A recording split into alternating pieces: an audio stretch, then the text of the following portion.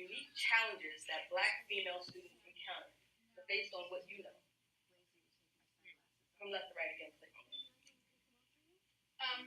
I think one of the things that came across this morning and that I really started thinking about in my work is the reality that our systems are using stereotypes to design interventions for our girls and not facts. And I thought I would just tell a story to illustrate that. I used to represent students in expulsion proceedings. So when students are expelled from school, before that happens, by due process, you have to go through a hearing, and I would go with them to those hearings and advocate on the students' behalf.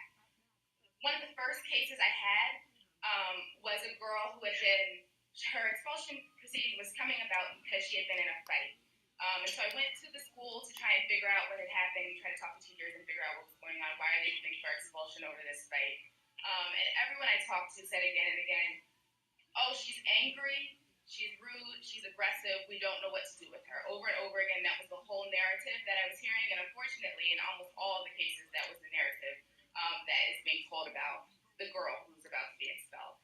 And then I did a home visit, and when I did the home visit, I found out a lot more about her. That she had done really well in school early on, that she had all these different talents, but also that I pretty quickly found out her family was going through a domestic abuse situation where her father had at one point approached her mom at gunpoint in front of the kids. And it happened about 2 weeks before her fight at school. So that seems like a situation where a trained educator would know this is a response to trauma. And it's a pretty quick response, so you know that it's very much related. And instead, that was not the narrative that was being told. When we went into the hearing, I presented that story, the backstory of what was going on that no one at school seemed to know.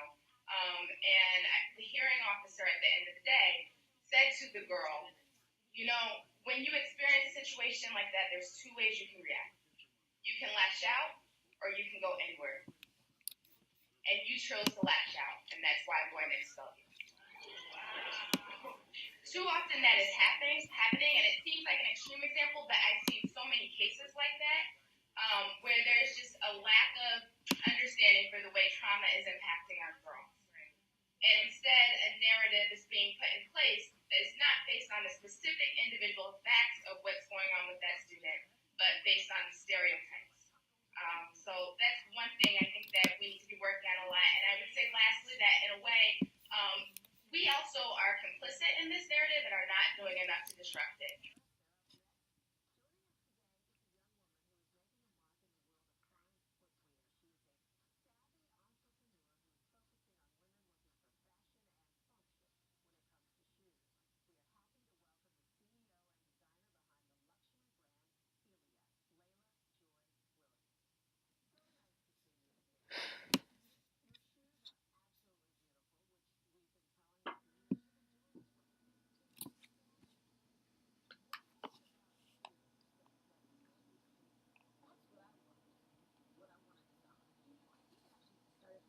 But, it really came to fruition when I was in college. I went to Pratt Institute.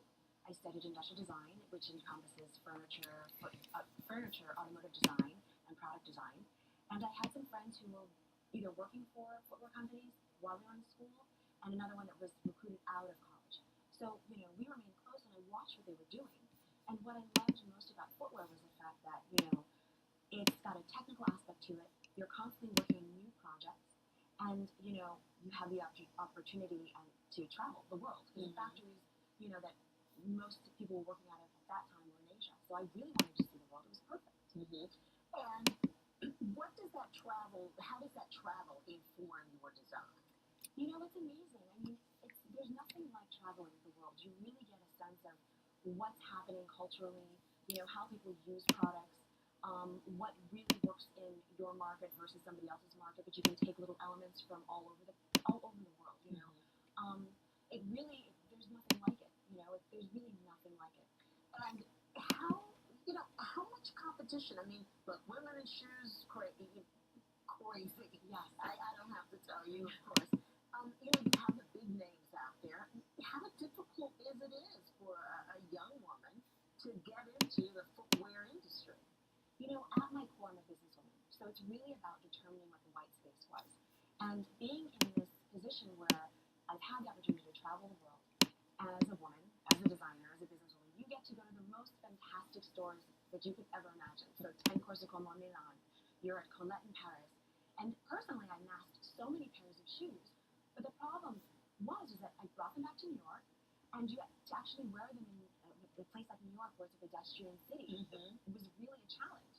So that meant I'd spend a ton of money at Leather Spa, which was formerly shoe service, stretching the shoes, resoling the shoes, trying to make them comfortable, padding the shoes, and they still wouldn't work. So, as a businesswoman, I thought, okay, what's the white space here? What would set my brand apart? So I really wanted to create a collection of product, of shoes, and we're going to branch out into other avenues in the fashion world, but really footwear is our main focus, but create a collection of shoes that were wearable, transitional, that really worked for me. I'm a size 10. So, you go into these stores and you see beautiful product, but something that's